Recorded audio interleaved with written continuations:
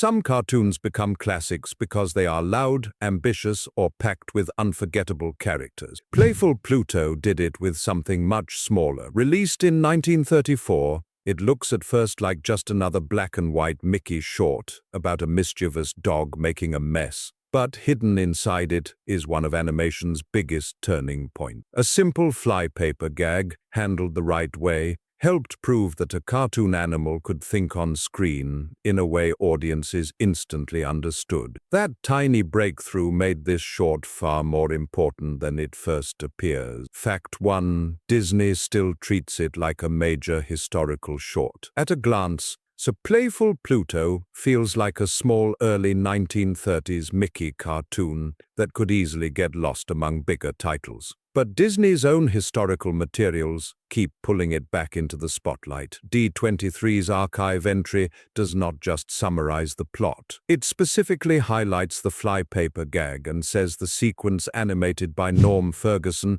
has been praised as a masterful piece of animation. D23's This Day in Disney article goes even further, calling the short's final stretch one of the most influential pieces of animation ever made. That kind of language matters because Disney does not talk about every early short this way. The studio is effectively telling viewers that this is not only a cute Pluto vehicle, it is part of the foundation of how Disney animation learned to create believable screen performance. And that alone makes the cartoon stranger than its modest runtime suggests. It also raises the next question immediately. If Mickey's name is on the title card, why does the movie really belong to Pluto? Fact 2. Pluto is the real star, even though Mickey gets top billing. One strange thing about Playful Pluto is that it belongs to the Mickey Mouse series, but nearly all the memorable attention flows toward Pluto. Wikipedia identifies it as the 65th Mickey Mouse short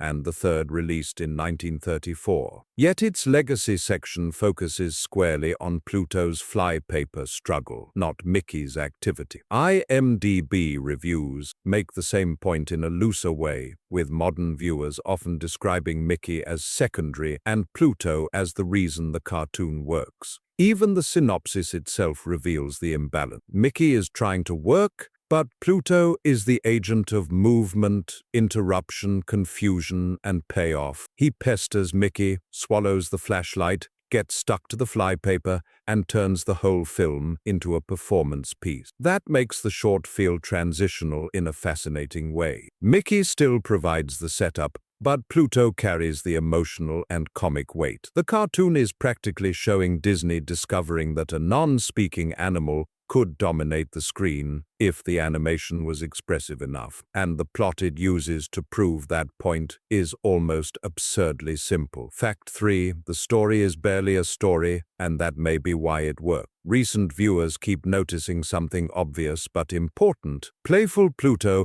is not a tightly built narrative so much as a chain of escalating situations. A Letterboxd's 2024 reaction describes it as less of a story and more like a run of "Wouldn't it be funny if Pluto did this?" sketches. IMDb reviews echo the same general idea, with one reviewer saying they would have preferred a stronger and more coherent plot, even while praising the standout sequences. The official summaries support that structure. Mickey tries to do yard work or spring cleaning. Pluto keeps disrupting it. Then the action spirals through a hose problem, a swallowed flashlight, and eventually the flypaper disaster. That looseness matters because it reveals what Disney was really testing. The short is not trying to impress through story complexity. It is using a very light framework to create a space for animated behavior. In that sense, the simplicity is not a weakness so much as a delivery system. Strip the plot down,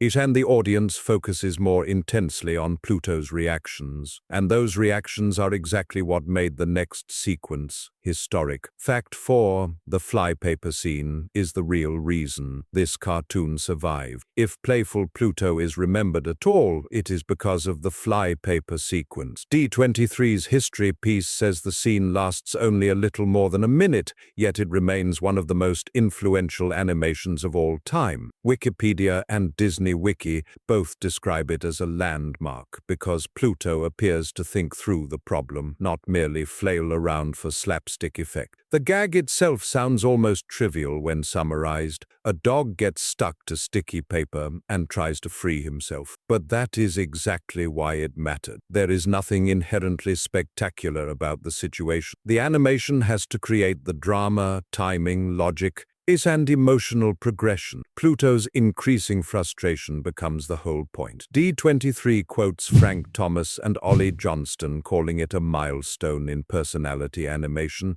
and that phrase has stuck for decades because it explains the achievement perfectly. The cartoon did not need a giant plot twist. It needed a believable train of thought inside a dog's panic. And the man most associated with making that happen was Norm Ferguson. Fact 5. Norm Ferguson's reputation is tied to this sequence forever. The name Norm Ferguson comes up again and again whenever Playful Pluto is discussed seriously, and that is not an accident. D23 identifies him as the hand behind the famous flypaper sequence and connects the scene directly to later Disney animation history. And the Snow White Museum's biographical page on Ferguson says his work on Pluto, trying to get rid of flypaper in Playful Pluto, set a standard that animators followed for years. That is a powerful legacy for a short gag in a black-and-white cartoon. Ferguson was not just executing funny movement. He was helping prove that timing, observation, and psychology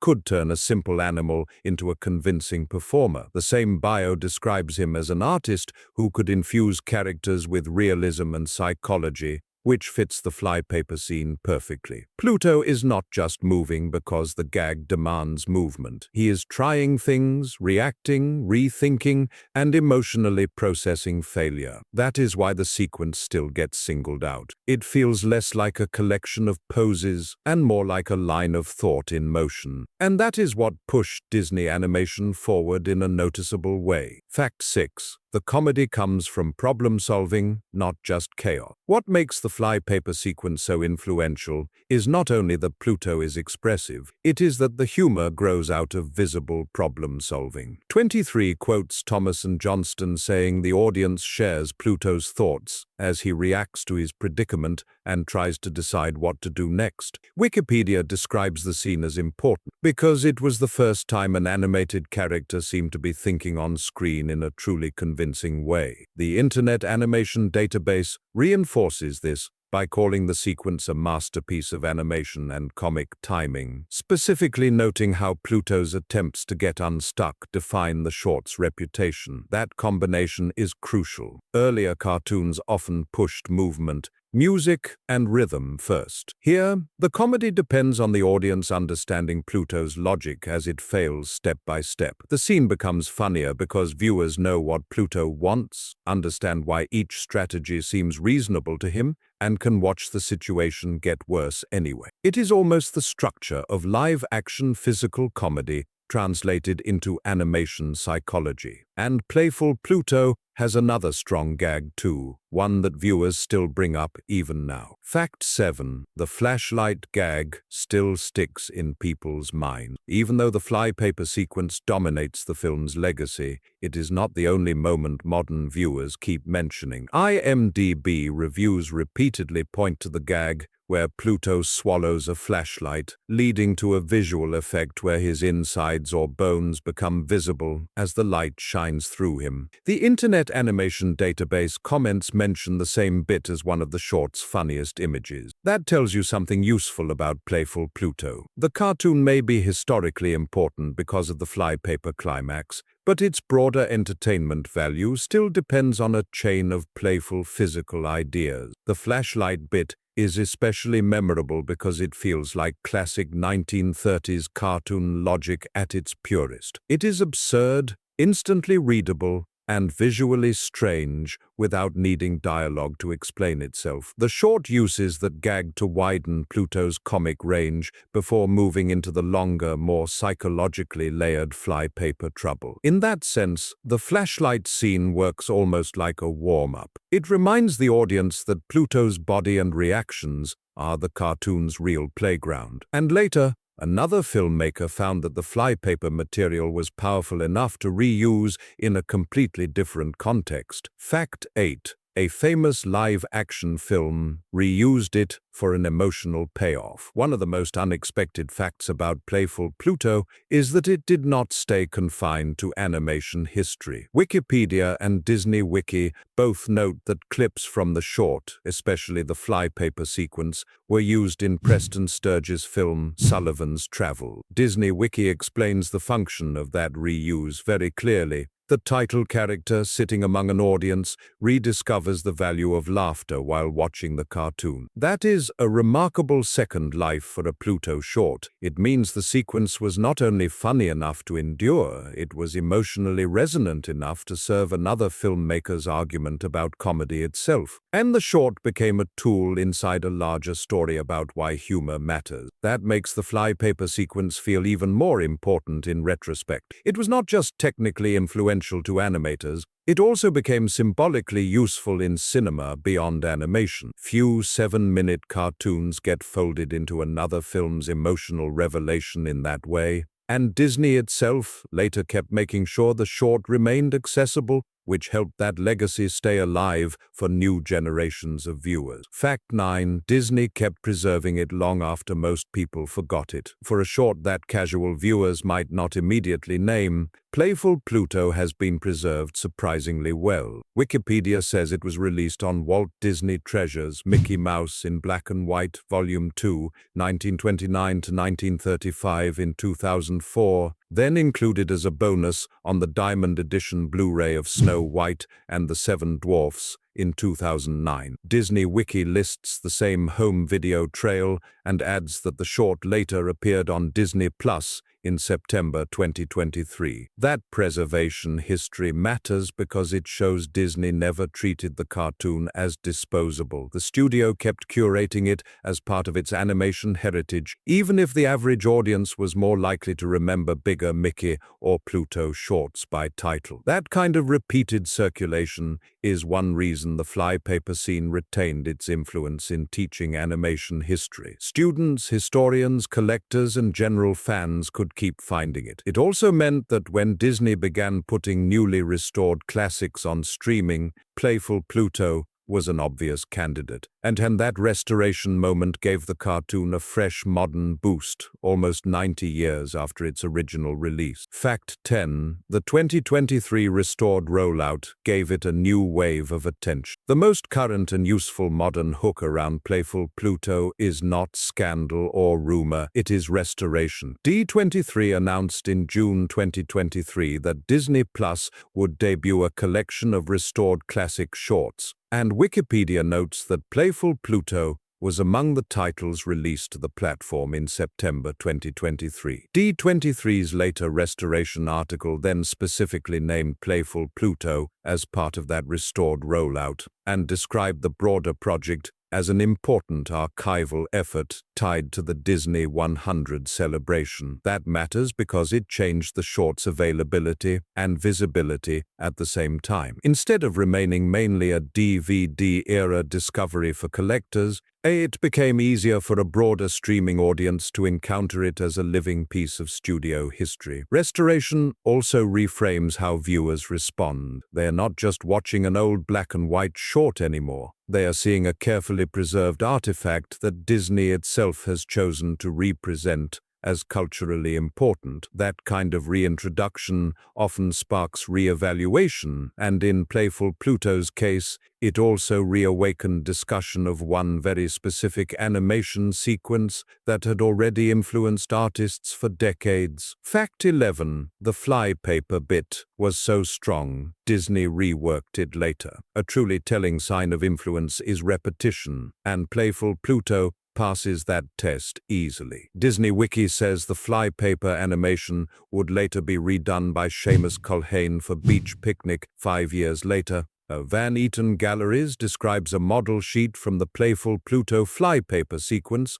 and repeats that the Norm Ferguson material was later referenced and reanimated for Beach Picnic 1939. Even a side-by-side comparison video indexed in web results exists because the reuse is so notable. That tells you the sequence was not just admired after the fact. It was considered a reusable standard almost immediately. Disney had found a pattern of character comedy worth mining again, yet repetition also proves how special the first version was. Once a studio starts revisiting a gag structure, it usually means something fundamental in the approach worked. Here, that something was the way movement, thought, and escalating frustration locked together into a single readable performance. The later reuse confirms the original's value, but it also throws a spotlight back on 1934. Disney already knew it had stumbled into a major piece of character animation. Modern viewers, however, still do not all agree on the cartoon around it. Fact 12,